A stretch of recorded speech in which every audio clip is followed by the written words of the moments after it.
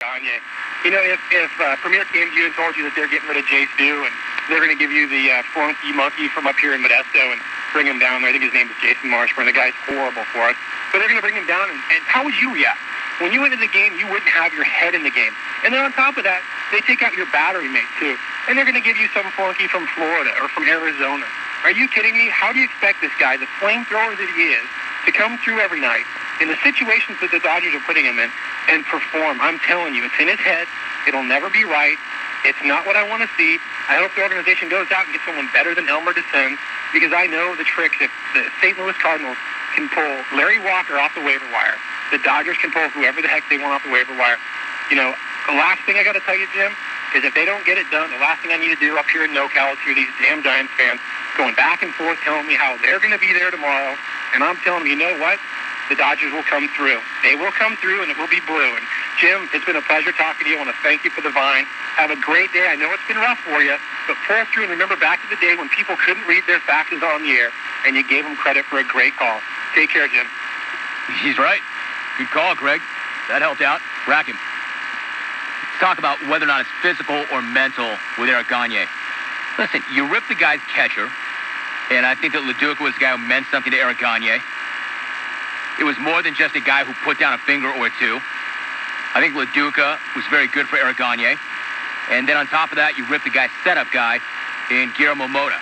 And I think the significance there is Gagne knows deep down there's even more pressure on him because Mota's gone, meaning he might have to go out there and get a fourth out or a fifth out or a sixth out. So I think that's weighing on him.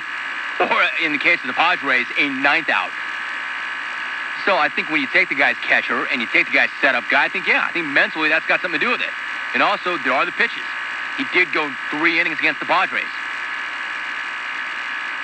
His command is not what it was. The location is not what it was. And right now, I'm not saying he can't get back what he had. But right now, he's not the pitcher that he was. Velocity's still good, but the command is not as good. And I think if you're going to rip the guy's setup guy and his catcher and think that it's not going to have an effect on him, that's pretty naive.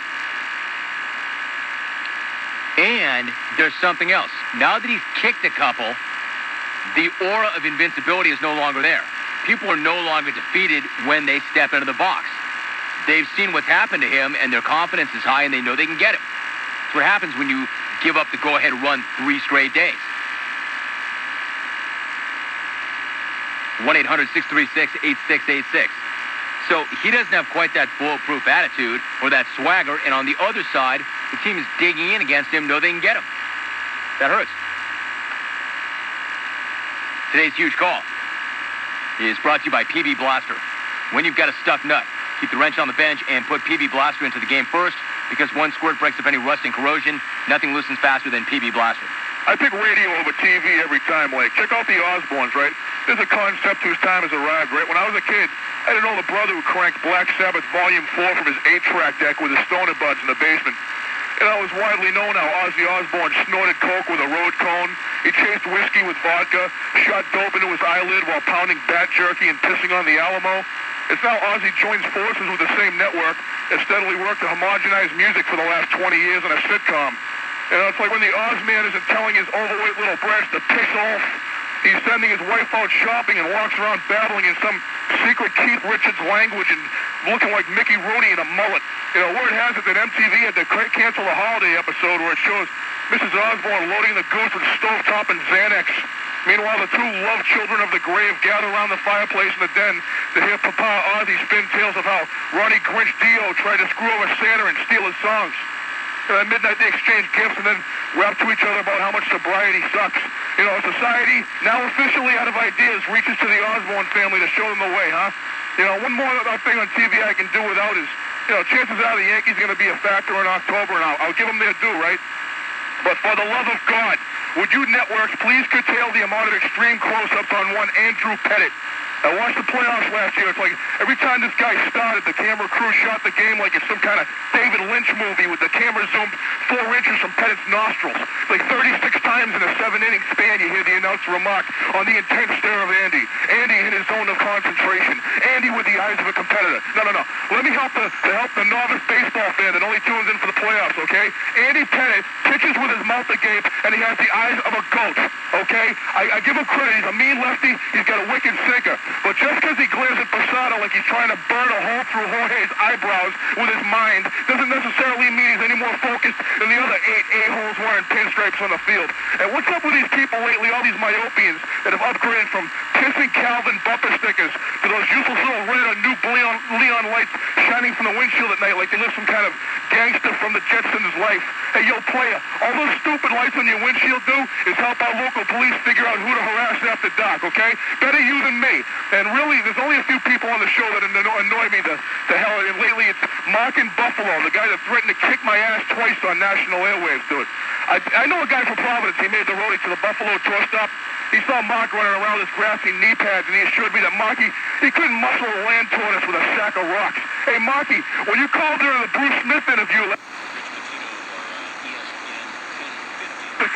I must tell you, Buffalo, I felt thoroughly embarrassed for the first time to be a jungle listener, hearing number 78 awkwardly waiting for the heavy breathing on the other end of the line to stop, and I wanted to boil my radio and throw up. And then you got Lips in Phoenix on a car phone, the one who brags about his smack style like some toddler pointing at a turd in a bowl. Hey, maybe he could do the clones a favor and let us know where to score some of those metal detector road trip travel catalogs. Maybe Rex Reed on a car phone found a take somewhere out in the Appalachians, and he'll spare us any Who Killed Kenny resets this year, and hopefully one day just have his own radio show and leave us alone. Yo, Jeff, throw in some chapstick and roll down to KGME with your soup coolers outstretched to Rhea Management. Let them know that you're a team guy, sport. And then there's Gino, Sister Superior. The truth about Gino is when he tangled with the trolls on Smack Chat 3, the guys that play Rapid Fire Smack, he got his ass plunged so bad, they still gloss him the Texas Smack toilet. Hey, Gino, those so-called no-lifers can still serve up your battered and breaded ass up in a basket with mashed coleslaw and a biscuit. If you'll okay to take it up again. This year, you're the only donkey I need to get through my call, okay, buddy?